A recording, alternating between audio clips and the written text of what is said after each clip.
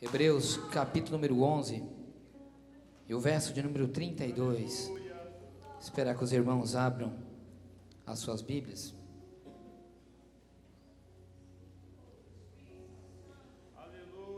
Tem palavras que eu sei que elas cutucam, quem sabe tem palavras que não é muitas que nós queremos ouvir, mas tem palavras que eu sei que elas cutucam o inferno. Por isso eu quero que você fique bem atento para essa palavra de hoje, que eu sei que essa é uma desses tipos de palavras. Se tem algo que tem me deixado muito preocupado na igreja de hoje, é a questão de profecias dentro da igreja. Algo que me fez muito preparar essa palavra foi uma situação em que eu liguei para uma irmã. Eu disse para a irmã assim: irmã, eu tenho sentido tua falta no culto. E aí eu falei: irmã, faz tempo que não te vejo na igreja, sinto muito sua falta. Ela falou: pastor, não tenho mais vontade de ir na igreja, eu acho que Deus quer me levar para outro lugar. E eu disse: mas Deus não leva ninguém para outro lugar com tristeza no coração, Deus leva uma pessoa para outro lugar com alegria. E ela me falou assim, falei: pode falar para mim o que é que aconteceu? E ela falou para mim: pastor, uma situação aí de umas profecias que foram faladas sobre a minha vida, e desde que eu recebi aquelas profecias, a minha vida começou a ir pior. Eu acreditei naquilo que foi falado, e desde que eu ouvi aquilo, até hoje me incomoda. Eu não sinto mais vontade na igreja.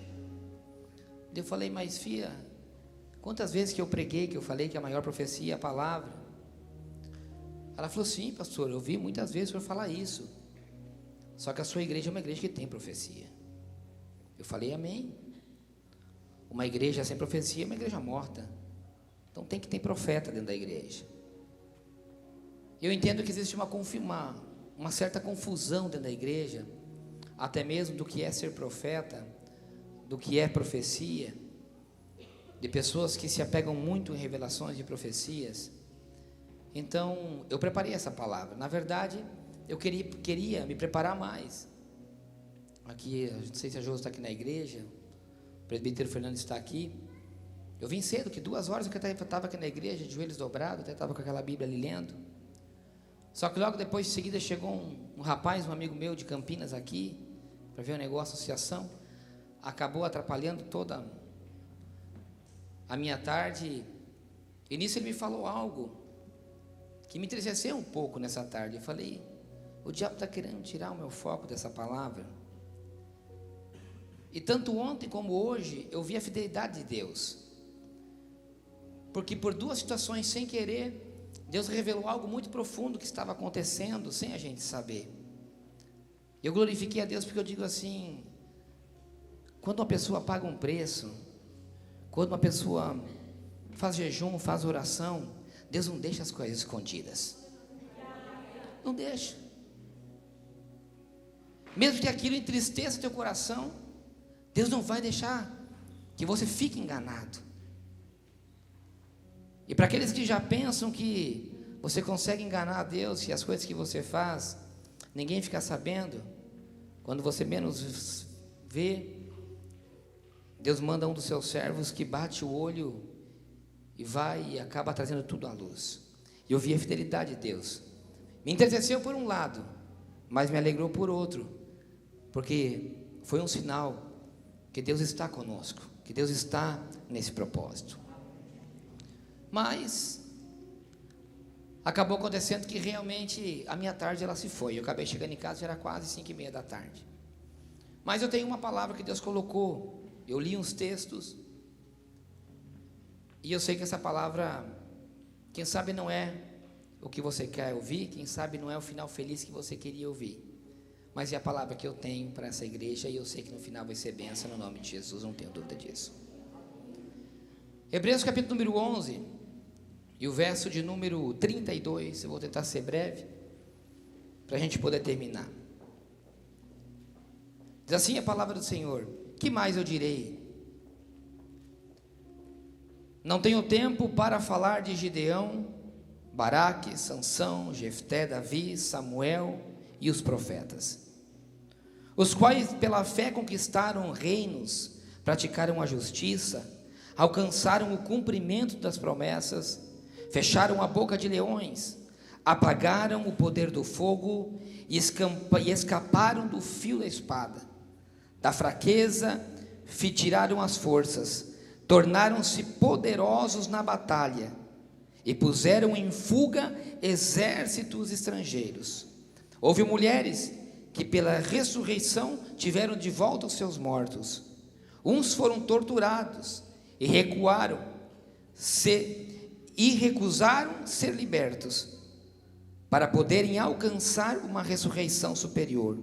Outros enfrentaram açoites, outros ainda foram acorrentados e colocados na prisão, apedrejados, cerrados ao meio, postos à prova, mortos a fio da espada.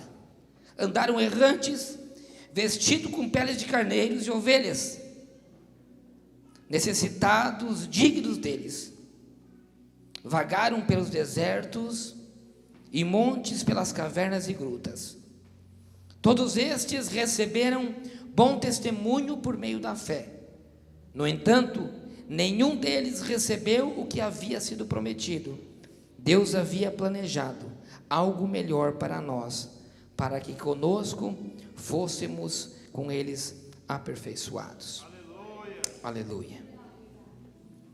Glórias ao Senhor. Inclina sua cabeça por gentileza, Pai. Eu quero te dar graças, Senhor, pela sua palavra, que foi lida aqui nessa noite. Peço, Pai, que o Senhor abra nossa mente, o nosso coração, e que o Senhor me dê sabedoria para passar por algo tão sério que é e que está dentro da igreja, que é falar dos profetas e de profecias. Cobre, Senhor, a minha vida, a vida da minha família, contra toda a retaliação que o diabo possa querer se levantar, através do que essa palavra ela fará, uma libertação, eu tenho certeza, na mente e no coração de muitas pessoas aqui nessa noite. Faça, Senhor, que essa palavra, ela seja assim como diz a sua palavra, como uma faca de 2 gumes, que vá até as juntas e medulas e discerne todos os pensamentos e as intenções de cada coração que está aqui, tanto dos profetas e tantos dos que receberam profecias, no nome de Jesus, amém. Amém. Pode tomar assento. Profeta. Muito se ouve nesses dias de falar dos profetas. Quando se diz que tem um profeta que revela nome e CPF, as pessoas correm lá para ver aquele profeta e aquela profetisa que trazem esses tipos de revelações. Quando se diz que tem alguém que entrega uma mensagem e que Deus fala através daquela pessoa, tem pessoas que seguem e querem ouvir Deus falar. Só que as pessoas não se preocupam no teor da profecia e muito menos se preocupam em saber quem é o profeta que profetiza, que é algo muito mais perigoso. Os profetas da palavra do Senhor que nós lemos, e nós vamos falar de alguns exemplos hoje de profetas, mas a grande maioria deles eram pessoas que afrontavam, eram pessoas que denunciavam um erro, eram pessoas que tinham a coragem de se colocar de pé diante de um rei e apontar um erro que ele tinha. Os profetas, eles denunciavam pecados e apontavam. Eu creio que nos dias de hoje esses profetas não teriam púlpitos para pregar, porque os profetas de hoje tomaram outros rumos. Os profetas de hoje profetizam o que as pessoas querem ouvir. Os profetas de hoje têm versículos decorados e que dizem o que simplesmente uma igreja quer ou se alegra ou para seu benefício próprio. A palavra profeta do hebraico, na raiz, ela diz que é chamado Nabi, é um vocábulo estrangeiro no hebraico, que tem a sua origem ainda anterior, que se chama Nabu. Eu escrevi, eu vou ler que eu retirei de um dicionário bíblico que eu tenho. O que significa o que tem sido chamado. E com o sentido de anunciar, de profetizar. Também tem relação com uma palavra hebraica chamada Nabá, que tem referência como se fosse uma fonte de água, uma mina, como assim nós conhecemos, que jorra muita água, e quando você olha, você não sabe de onde que vem aquela água, mas você sabe que aquela água vem do lugar oculto, mas que aquela água, ela é limpa, e que ela é pura, e que ela é bênção na terra onde tem essa mina. Quando eu li essa tradução, eu entendi o poder e o significado profético e poderoso que existe no nome da palavra profeta. Isso quer dizer que alguém, em primeiro lugar, que tem um chamado. Alguém, para ser profeta, ele tem que ter um chamado de Deus. A outra coisa que eu vejo, que é por essa raiz de uma fonte, porque era como se tivesse aberto os meus olhos quando eu li isso. Isso quer dizer que o profeta, ele traz algo do oculto, algo que vem do mundo celestial, do mundo onde nós vemos, mas que aquela palavra, quando ela sair do oculto, ela vai ser como uma mina, como uma fonte de água, e que ela vai jorrar para a pessoa que recebe aquela água. Ela vai trazer uma limpeza, uma pureza e uma transformação, vai matar a sede daquela pessoa. Então eu não posso acreditar que uma profecia atribula a vida de uma pessoa. Eu não posso entender que uma profecia trará dúvidas na vida de uma pessoa. Uma profecia, ela vai esclarecer e vai saciar uma sede e limpar aquela pessoa que recebe. Porque a raiz e o sentido da palavra diz isso. Um chamado para anunciar, para profetizar. Isso quer dizer que o profeta não é só aquele que traz uma revelação e de algo que vai acontecer, ou de algo que está oculto na vida de alguém. A palavra e o profeta também é aquele que leva uma água limpa e pura para aquele que recebe. Isso quer dizer que uma pessoa que louva e que se dedica ao louvor, e que através do louvor que ela toca, transforma a vida de uma pessoa, aquela pessoa recebe algo do céu, através daquele louvor, aquele também é um profeta. Alguém que traz uma palavra em cima de um púlpito, e que aquela palavra, ela limpa a vida de uma pessoa, revela algo que está oculto no seu coração, e traz uma pureza e uma limpeza. Esse também é um profeta. Alguém simples e humilde, sem nome nenhum, que de repente vê algo que está errado na vida de alguém, ele diz: irmão, isso que você está fazendo está errado. Você tem que se consertar com a sua irmã, ou com a sua mãe, ou com o seu pai. A palavra diz que um filho tem que honrar o seu pai e a sua mãe. A palavra diz isso. Essa palavra é uma palavra profética para a vida daquela pessoa, porque está trazendo uma revelação de Deus para algo que vai trazer uma limpeza e uma pureza do coração. Então, profeta é aquele que leva a palavra do Senhor. E é por isso que a Bíblia diz, quando os profetas diziam, eles apontavam e diziam: assim te diz o Senhor. Um profeta. Para nós entendermos um pouco mais, eu quero contar duas histórias nessa noite para você, bem rápido. Você não precisa ler, mas eu vou deixar aberto aqui, que uma delas diz que Israel, só preste atenção aqui em mim, que eu vou tentar contar a história, só vou deixar aberto, porque eu quero em alguns pontos, porque dentro dessa palavra tem 4 pontos principais que você tem que guardar para a sua vida. Você tem que guardar no seu coração as 7 chaves. São 4 pontos em 2 histórias, que você vai guardar para a sua vida, que eu sei que isso vai proteger muito a sua vida e a sua casa. Se Israel fazia 3 anos que não pelejava com ninguém, e Israel sempre teve de guerra em guerra, sempre. Israel sempre teve conquistando, vocês conhecem a história do Antigo Testamento, Gênesis, Êxodo, Josué, e assim vai, sempre esteve em batalha e conquistando. Diz que Acabe estava à frente de Israel, e fazia 3 anos que o povo de Israel não pelejava contra os seus inimigos. E disse que um dia o rei de Judá vem visitar Acabe, e aquele rei se chamava Josafá.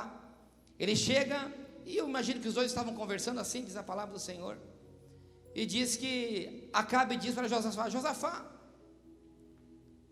é de nosso direito aquela terra que se chama Remote Gileade, que está na mão dos nossos inimigos. Vamos nos unir, vamos pelejar contra eles. E Josafá, quem sabe um pouco mais temeroso, ele diz: mas você consultou ao Senhor para saber se essa é a vontade de Deus? Ele falou: sim, isso é fácil. Eu tenho 400 profetas, vamos consultar os meus profetas. Então diz que ele chama os seus 400 profetas, e os 400 profetas dizem assim: Acabe, pode ir à guerra, porque a terra de Ramote Gileade estará nas suas mãos, Deus é contigo e a vitória é sua.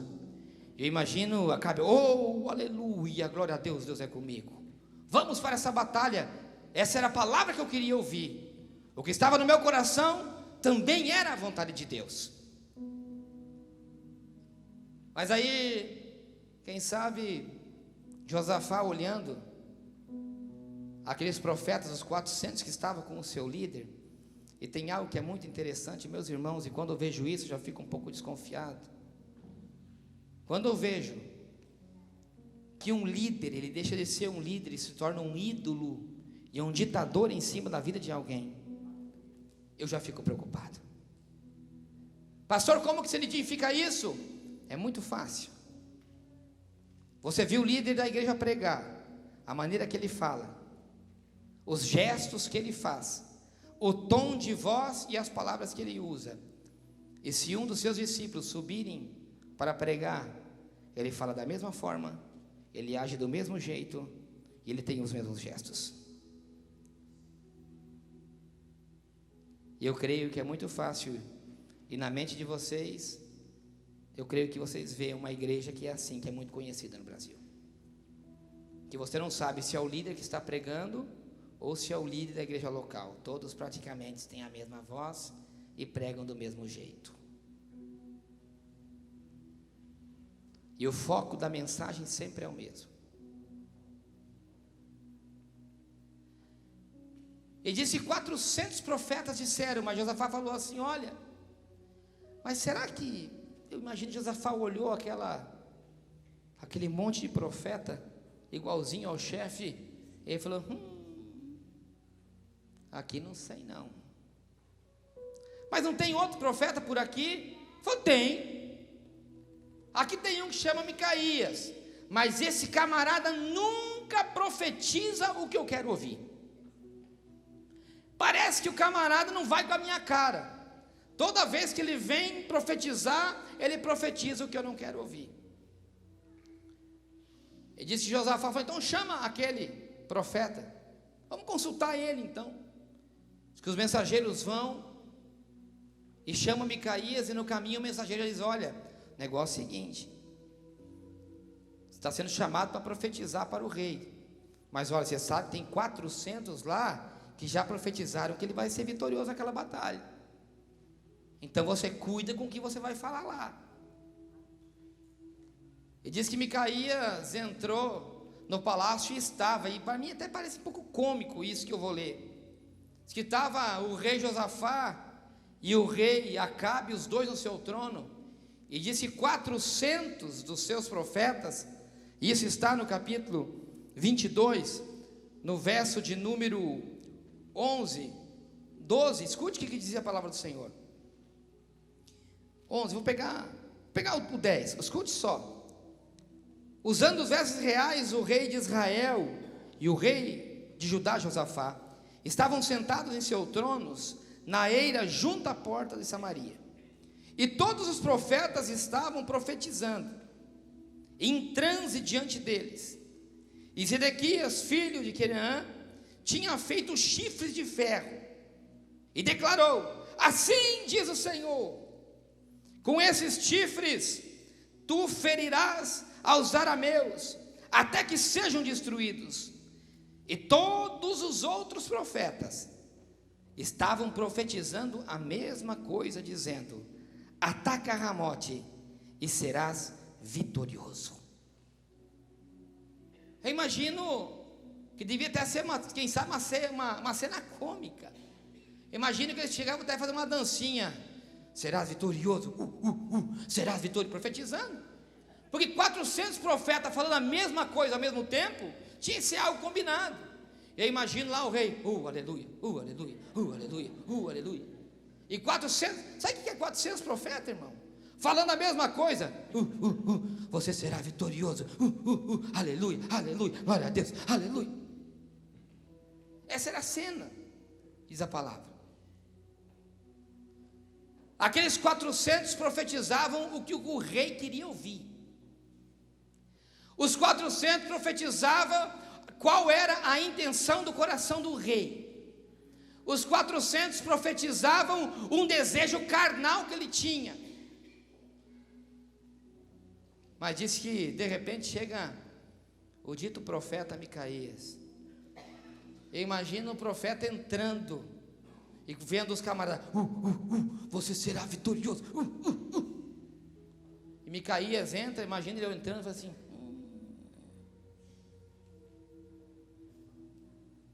de repente ele para na frente do rei: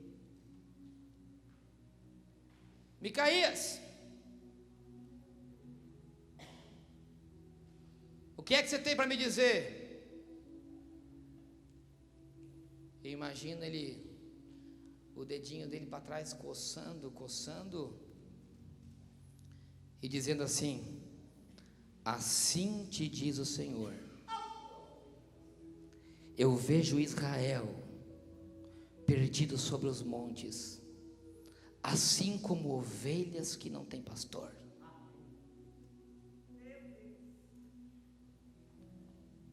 E te digo mais, rei, existe um espírito de mentira em todos esses teus profetas. Eu me arrepio tudo. E diz que um dos profetas, que eu imagino que era um dos líderes, esse camarada aqui chamado Zedequias, diz a palavra do Senhor que ele se levanta, ele chega aí, pá, dá uma bolacha na cara de Micaías, imagino, pá. E ele olha de novo e aponta o dedo e diz assim: e tudo isso que eu digo, você verás acontecer. Profeta que é profeta não se intimida em frente à bofetada e um monte de mentiroso e um monte de camarada que é acostumado a falar o que todo mundo quer ouvir. Profeta que é profeta não se acovarda, ele vê a palavra do Senhor, ele realmente profetiza e ele prega o que o povo precisa ouvir, e não o que um monte de sem vergonha, nó cego, mentiroso quer ficar ouvindo. Acabe se levanta e diz assim: bota esse camarada na cadeia.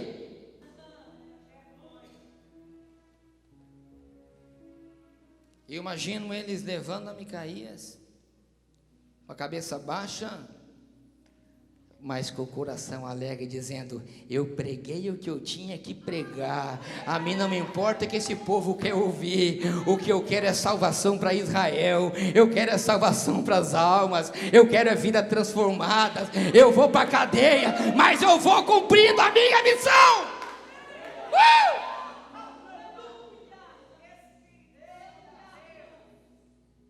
Assim diz o Senhor, custe o que custar. Não temia rei, não temia um monte de profeta. E quando eu li essas palavras à tarde, o Senhor me lembrava de uma cena que eu passei. Não me importa se alguém vai ouvir pela rádio que vão falar depois. A verdade sempre é verdade, doa o que doer. Um dia eu estava trabalhando numa obra, um serviço que eu fazia praticamente todos os domingos.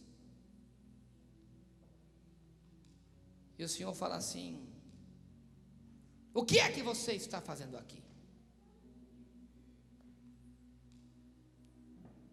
O que você está vendo e o que você está fazendo é errado. Sim, Senhor.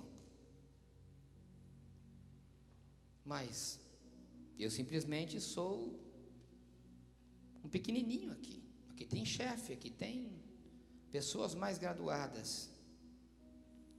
Mas se um dia o Senhor me der uma oportunidade para fazer a obra, eu farei do jeito que o Senhor me disser, e não do jeito que esses camaradas estão fazendo. Não demorou 2 meses, eu estava fora daquele lugar. Quando você fala para Deus que você não está conforme, e quando você vê que as coisas estão erradas, o Espírito Santo ele começa a agir no teu favor, na sua vida. Não importa a quantidade de profeta reconhecido que está do seu lugar. Não se intimide no lugar aonde Deus te colocar. Se Deus te colocar para você falar a verdade, você vai falar a verdade. Se Deus te colocar no meio de um monte de cobra, você não se conforma, não aceita, não deixa se sujar, assim como aqueles 400 profetas se sujavam para profetizar o que o rei queria ouvir. Você não foi chamado para ser conforme com ninguém, você foi chamado para falar a verdade, porque o teu dono, o teu rei, aquele que te espera no mundo celestial, ele se chama verdade. Não profetiza o que o rei quer ouvir, profetiza o que Deus te mandar. Ei, profeta, ei, profeta, que prega o que o povo quer ouvir. Eu imagino aquele Miqueias devia ter um par de sapato bem colocado. O bicho era macho. Acabe e a sua esposa era um dos mais sanguinários que havia. Matava só para ver o sangue correr. Mas aquele camarada não teve medo de apontar o dedo na cara e falar: assim te diz o Senhor. Profeta que é profeta, ele fala a verdade. Primeira coisa que você aprende: profeta que é profeta. E quando eu falo de profeta, por isso eu quis explicar antes, você também é profeta.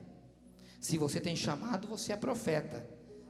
Se dentro de você saem rios de água viva, é por isso que Cristo dizia: dentro de você sairão rios de águas vivas. Porque você é profeta. Porque a palavra que sai da sua boca, ela tem peso. Porque a palavra que sai da sua boca no Evangelho, ela é limpa, ela é pura, ela santifica e ela liberta a vida de pessoas. A primeira coisa que você aprende nessa noite, que profeta que é profeta, ele não teme e ele fala a verdade. Mas por incrível que pareça, eu não vim aqui nessa noite para pregar sobre Micaías. Eu vim para pregar por um profeta que não tem nome, que está na palavra do Senhor no capítulo número 13, do mesmo livro de 1 Reis.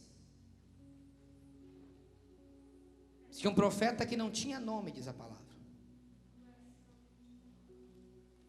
Capítulo 13, verso 1 de 1 Reis, diz assim: por ordem do Senhor, um homem de Deus, de Judá, a Betel, quando Jeroboão estava em pé junto ao altar a queimar incenso, ele clamou contra o altar, segundo uma ordem do Senhor, e disse: ó altar, assim te diz o Senhor, um filho nascerá da família de Davi, e se chamará Josias, e sobre ele sacrificará o sacrifício dos altares idólatras, que agora o queimam incenso aqui nesse lugar. Olhe para mim aqui. Um profeta que não tinha nome. A palavra diz que simplesmente era um homem de Deus. Eu imagino que aquele moço que não tinha nome, por isso que a Bíblia destaca isso, ele passava e via que o altar daquele rei chamado Jeroboão estava corrompido.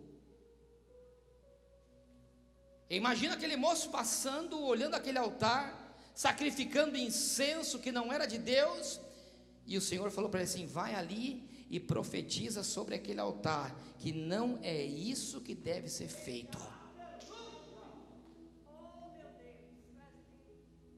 E aquele moço passa e para e diz assim: sobre esse altar não se sacrificará mais incenso.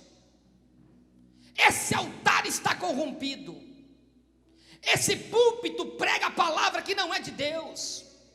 Eu não vou ficar aceitando ouvir essa palavra corrompida de homem prostituto, e que fica orando, colocando a minha mão na minha cabeça e fazendo incenso cair sobre esse lugar.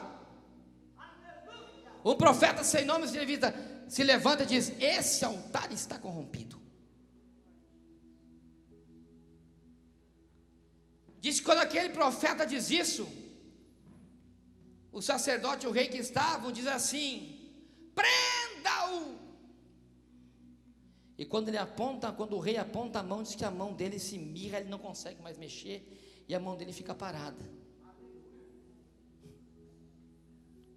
Eu imagino: meu Deus, e agora? E disse que aquele altar se rachou e ele não conseguia recolher a mão. Ele diz para o profeta: pelo amor de Deus, profeta, para esse mesmo Deus que você orou para rachar esse altar, ora para que a minha mão volte a entrar no lugar. Oh, que coisa tremenda é isso! Aquele mesmo que você profetizar para que está corrompido, ele vai vir pedir para você orar por ele, para ele te abençoar. Meu Deus! Aquele que te aponta para te matar e te prender, é aquele que vai olhar para você e vai dizer: esse é verdadeiro um homem ou uma mulher de Deus. Sabe por quê? Porque da palavra dele sai verdade, e não se conforma com altares corrompidos. Igreja que a igreja não se conforma com um altar corrompido. Item 2, anota. Homem e mulher de Deus não aceita ficar participando de sacrifícios, de altares corrompidos.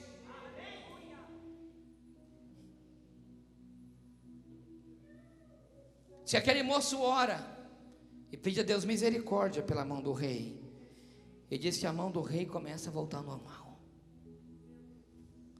Diz que a mão do rei, quando começa a voltar ao normal, diz a palavra do Senhor, que aquele rei chega, isso é tremendo, isso é forte, irmãos. Que diz que aquele rei chega e fala assim: ei, profeta, vem comer na minha casa, eu te dou pouso e te dou pão. Meu Deus, como eu queria saber o nome desse profeta, meu Deus do céu. Olha a resposta que ele dá para o rei. Ele diz assim: mesmo que me desse a metade dos seus bens, eu não iria com você, eu não comeria e não beberia neste lugar, pois recebi uma ordem e uma palavra do Senhor. É pregador itinerante abençoado esse, que não está preocupado em dormir em hotel 5 estrelas, que não está preocupado com manjares. Ele tem um propósito, ele tem um objetivo: levar o evangelho, levar a verdade, doa o que doer. É pregador itinerante. Esse é o pregador itinerante. Eu quero dar meu púlpito para ele pregar, que não cobra valores exorbitantes de um povo que está penando nas mãos, que não tem dinheiro para pagar um aluguel e tem a capacidade de dizer: eu cobro 7.000 reais e a oferta que eu tirar, ainda eu quero a metade para o meu bolso. Altares corrompidos, congressos corrompidos, lideranças corrompidas, políticos corrompidos, governadores, senadores, presidentes corrompidos. Não sou eu que digo. Se vai me processar, processa toda a televisão brasileira. A corrupção invadiu a igreja. A corrupção invadiu a sociedade. E todos acham que está tudo bem.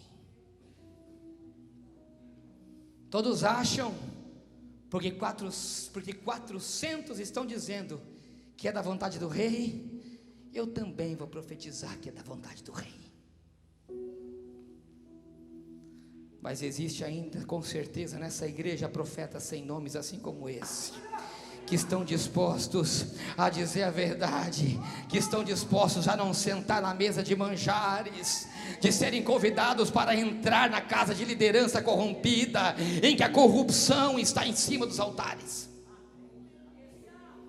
Que palavra, que versículo tremendo.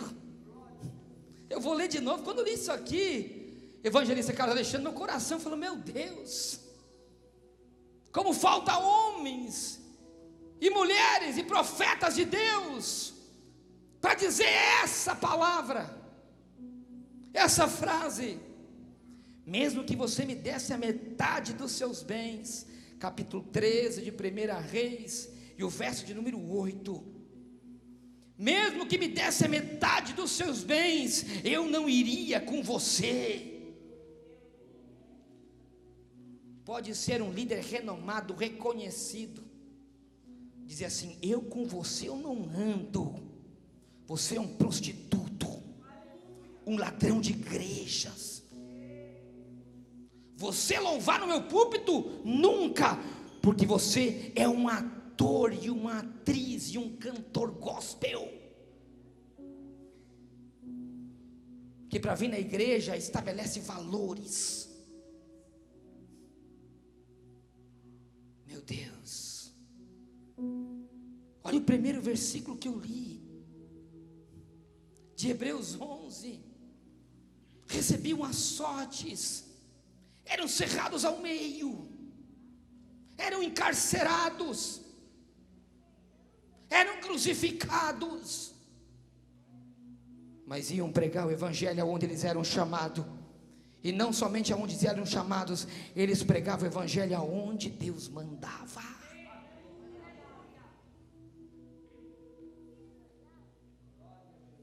Meu Deus, por que esses pregadores renomados, esses cantores renomados, não fazem cruzadas em favelas? Por que esses pregadores renomados e cantores renomados não pagam um pouco da sua oferta, compram um monte de cesta básica e desce uma favela e um morro num dia de chuva, aonde, se você começar a andar por aí agora, com esse rio Paraná levantando do jeito que está, logo em seguida vai ter casas alagadas? Por que é que esses camaradas, esses líderes, meu Deus, eu vi uma coisa um dia, eu estava indo para Assunção, esses falsos profetas que enganam o povo, para tomar dinheiro do povo. Meu Deus, o camarada trouxe uma palavra na rádio, sobre casamento, e sobre aliança. Se eu não me engano, minha esposa estava comigo, inclusive naquele dia, fez assim lá atrás. Rapaz, eu acho que a metade do Brasil, porque era uma palavra em rede nacional, deu aliança na igreja. Eu duvido que não. Aliança de ouro. Quantas alianças que não juntaram nesse Brasil? Dão o que não podem dar, porque tem um falso profeta em cima de um púlpito, profetizando para o seu bolso próprio, iludindo pessoas. É escandaloso o que você vê na televisão, quando você vê que falsos profetas, para trazer libertação sobre a vida de pessoas, sobre mulheres, têm relacionamentos sexuais com elas. E como é que pode uma pessoa cair nessa? é porque existe um véu que é colocado na cabeça da pessoa espiritualmente. Diz o costume da história que havia falsos profetas na época do Antigo Testamento, que quando eles profetizavam, e aquela palavra era uma palavra que ele dizia que era do Senhor, mas era maldição na vida da pessoa, era colocado um véu na cabeça da pessoa, e era catado um lenço no braço da pessoa também. E quando eu li isso a respeito dessa tradição que existia, eu entendi que é assim que acontece no mundo espiritual. Quando o falso profeta lhe coloca uma palavra à frente, e vocês vão entender isso que aconteceu aqui, eu vou continuar a história. É como se um véu caísse e a pessoa acredita naquilo que ele está falando. Escute, olha esse moço sem nome, que rejeitou ir dormir na mesa do rei. Se naquela região, aonde estava esse rei, tinha um profeta mais velho, idoso, diz a palavra, e o seu filho passava e viu aquilo que aconteceu. E aí diz a palavra do Senhor que o menino foi correndo para casa e falou assim: pai, meu Deus, eu vi algo tremendo, eu vi um milagre. Um milagre? Eu vi um milagre. Um profeta sem nome, nem é conhecido, não é renomado, não é conhecido, não tem Facebook, não tem Twitter, não tem Instagram, ele anda na rua, não tem nome, não é conhecido, mas ele profetizou contra o altar corrompido do rei. Ele mandou ele matar, ele mandou prender. Não, quando ele estendeu a mão para prender, é como se fosse um anjo do Senhor congelasse a mão dele, e ele teve que pedir misericórdia para o profeta, do profeta. Ele orou e a mão dele voltou. Mas depois mandou prender. Não, o rei convidou ele para vir jantar com ele na sua casa. Ele foi, ele aceitou? Não, ele falou que não comeria na mesa do rei, porque era uma mesa corrompida. Pai, aquele camarada sem nome, ele teve coragem de falar a verdade, ele não se intimidou. Eu imagino que a máscara daquele profeta velho, que era um daqueles, puxa alguma coisa do rei, que não tinha coragem de falar a verdade, porque comia na mesma mesa. Ele falou assim: e aonde que está esse profeta? Meu filho, pai, ele voltou pelo outro caminho. Porque antes dele sair, ele falou assim: porque Deus me disse que eu tinha que vir profetizar sobre esse altar e voltar para onde que eu tinha que voltar, sem comer e sem beber, e ainda por outro caminho. Mas você viu por onde que ele foi, filho? Eu vi, foi para o caminho tal. Então ensine o meu asno. E pulou o profeta idoso em cima do burro, e e encontra o profetinha desconhecido sentado embaixo de uma árvore descansando. Ele chega e fala assim: é você o homem de Deus? Sim, sou eu. Foi você que profetizou contra aquela corrupção que existia lá naquela igreja que eu congregava? Fui eu, sim. Foi você que orou e o milagre aconteceu? Sim, fui eu. Então vem comigo, que você está cansado, está aí sozinho. Eu vou levar você a comer lá na minha casa. Eu vou te dar para você comer e beber. E o profetinha diz assim: é tremendo, cara. Deus me disse que eu tinha que profetizar, falar a verdade, não comer pão, não tomar água e voltar pelo mesmo caminho. Profeta que é profeta, quando tem a voz de Deus no coração, ele não deixa ser iludido por ninguém. Mas, meus queridos irmãos, essa história não tem um final feliz. Não tem. Porque aí entrou uma maldição que está na igreja de hoje. Aquele profeta idoso diz assim: Mas assim te diz o Senhor, porque eu também sou profeta. Eu me arrepio tudo.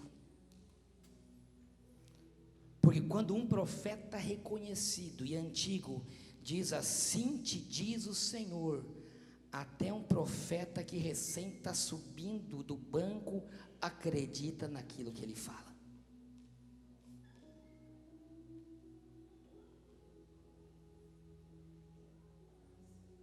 Essa é a palavra do Senhor. Eu também sou um profeta como você. Capítulo 13, verso 18.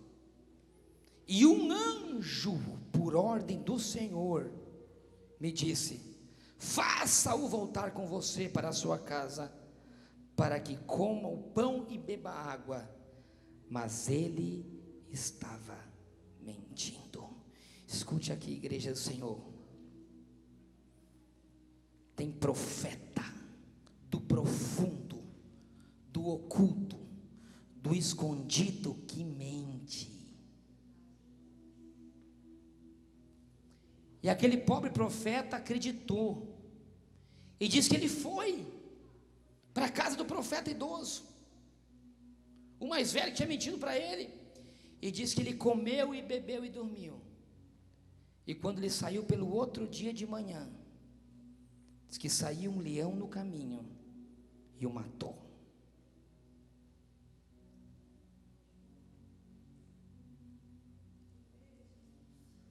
Tem profeta que anda profetizando coisas que não é do seu coração, está matando pessoas dentro da igreja. Tem profeta velho, tem profeta cascudo dentro da igreja, por medo de perder a posição, tem profetizado coisas falsas dentro da igreja. Cuidado, profeta, porque a mão do Senhor ela vai pesar sobre a sua vida.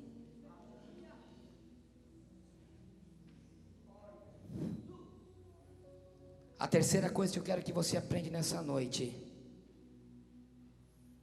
quando Deus te der uma direção, e você saber que foi Deus na tua vida, nem que venha um profeta renomado e aponta o dedo na tua cara e te diga: assim te diz o Senhor, cuidado, porque isso pode estar te levando à morte. Mas quem sabe você diz: mas pastor, como é que eu vou saber? Como é que eu vou saber agora então se é verdade ou se é mentira? Como é que eu vou saber qual profecia é verdade e qual profecia é a mentira? Eu falo para você uma coisa: ou você conhece a idoneidade daquela pessoa no profundo, e uma característica vai te dar segurança: se aquele profeta que te entrega a profecia nunca falou mentira, ou se você sente verdade nas suas palavras. Se aquele profeta que te entrega aquela profecia é de um caráter meio assim, eu já te digo, pula fora, porque é laço. Poderia até ser de Deus, mas da dúvida é melhor você desistir. Se você não conhecer a idoneidade daquela pessoa, eu só boto minha mão no fogo por 2 pessoas que eu conheço. É, pastor? É, só por 2. Só não vou dizer o nome para não constranger os outros. Aqui em Foz do Iguaçu eu falo, porque fora eu não conheço. Aqui em Foz eu só boto minha mão no fogo por 2 e ainda tem que ficar com o pé atrás. Porque se o diabo entrar na vida dela, ela também mente. E já era. E para entrar o diabo na vida de alguém, é só ela dar uma brechinha desse tamanho numa noite, deixar simplesmente o diabo entrar na sua mente por um desejo sexual por uma outra pessoa, é brecha para o diabo entrar. Então, pastor, eu não posso acreditar em profecia nenhuma. Pode. Sabe quando? Quando a profecia não ir contra a palavra de Deus. E quando a profecia não ir com uma convicção da sua alma. O que é isso, pastor? A alma é aquele que o Espírito Santo fala dentro de você. Sabe o que é isso? É quando, por exemplo, você vai ver uma pornografia e algo te diz assim: não faça isso, não faça isso. Isso é a voz da tua alma, isso é o Espírito Santo falando dentro de você.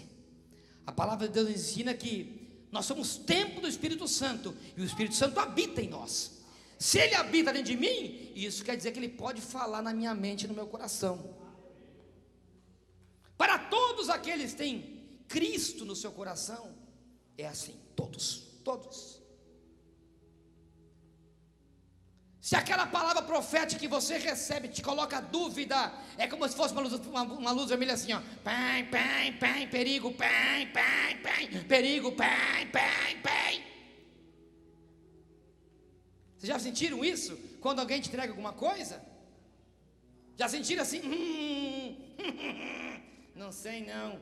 Amém. Nem diga amém, irmão, se você concorda. Já chegou gente para me entregar a profecia, e sabe o que eu fiz? Quando veio colocar a mão, eu fiz sair no manto, dei minha volta e saí fora.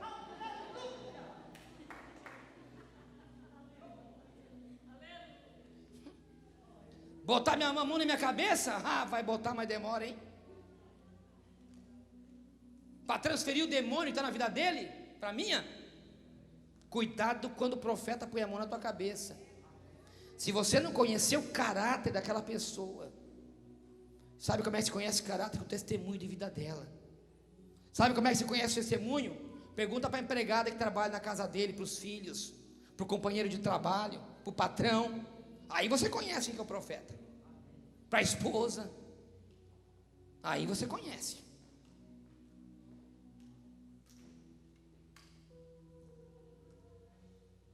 Eu falei que essa história não teria um final feliz. Infelizmente, aquele moço, ele desviou o propósito que Deus tinha para a vida dele.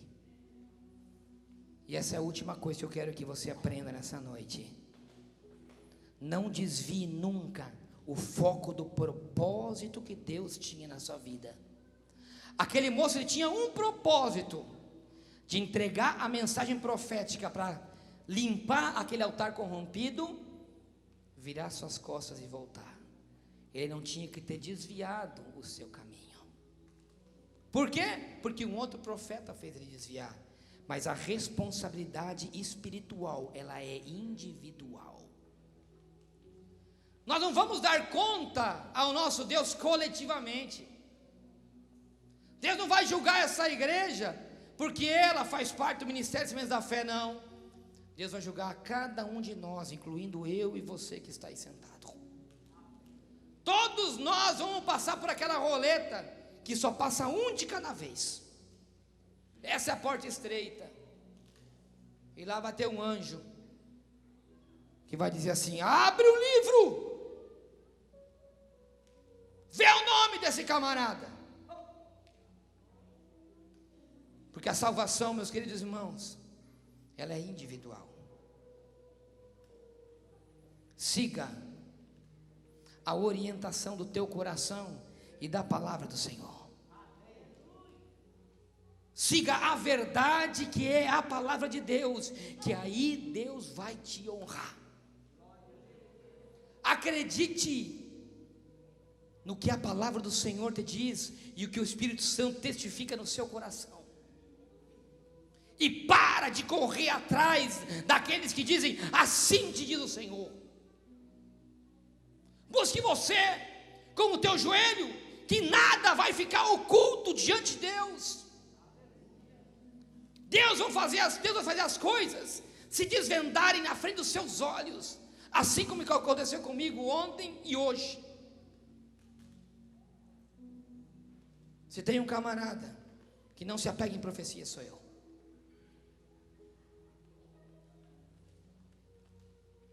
Porque essa palavra para mim é uma das palavras mais fortes que existe na Bíblia, e eu vou ler para você.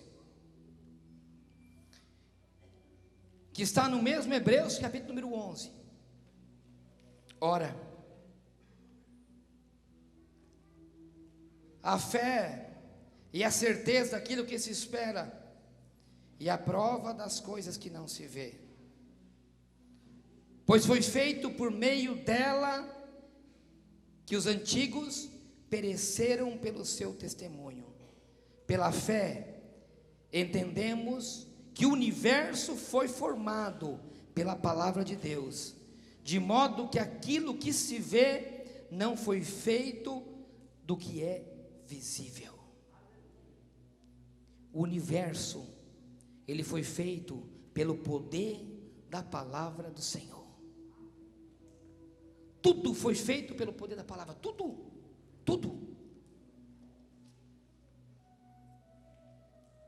Hebreus capítulo 1, verso 1, escute, vou complementar com isso. Há muito tempo Deus falou por muitas vezes, de várias maneiras, aos nossos antepassados por meio dos profetas. Mas nesses últimos dias, Ele falou a nós por meio do Filho, a quem constituiu herdeiro de todas as coisas, e por meio de quem fez o universo. O Filho é o resplendor da glória de Deus, e a expressão exata do seu ser, sustentando todas as coisas, pelo poder da sua palavra. Todas as coisas na sua vida são sustentadas pelo poder da palavra de Deus. Aquele que criou o universo, escute isso, não sou eu que digo, é essa palavra que eu li.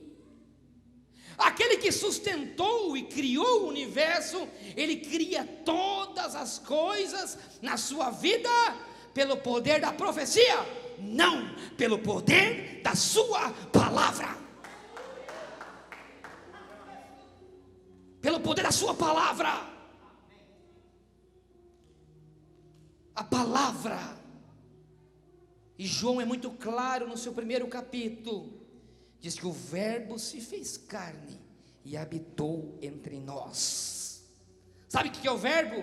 É tudo que aqui está escrito. Você não precisa consultar e acreditar em profecia que vai te levar à morte. Acredite na primeira palavra que Deus te deu. Acredite naquele Cristo que um dia você aceitou como teu único e suficiente Salvador. Naquela palavra que está em João 3,16: porque de tal maneira amou Deus ao mundo, que deu ao seu Filho unigênito, para todo que nele crê não pereça, mas tenha a vida eterna. Acredite nessa palavra, na palavra que te dá uma salvação, naquela palavra que te dá uma libertação, e para de correr atrás de profeta e de profecia. Para, igreja, para de querer ouvir profecia que não é do coração de Deus e que está no teu coração. Tem gente que quer alguma coisa, aí ela vai para o profeta orar. Eu fico louco com isso. Aí Deus não usa, sabe o que ela faz? No mesmo dia, ela vai na casa da outra irmãzinha Joana, porque ela vai revelar o que ela quer ouvir. Aí Deus não revela. Mas eu vou lá na casa da irmãzinha da outra, porque lá ela vai revelar o que eu quero ouvir. Não é o que você quer, é o que Deus tem para a sua vida. É o que Deus tem, é o que Deus tem, porque Deus tem o melhor para você. Deus é fiel, Ele vai cumprir na sua vida o melhor para você. Aleluia! Aleluia! Aleluia!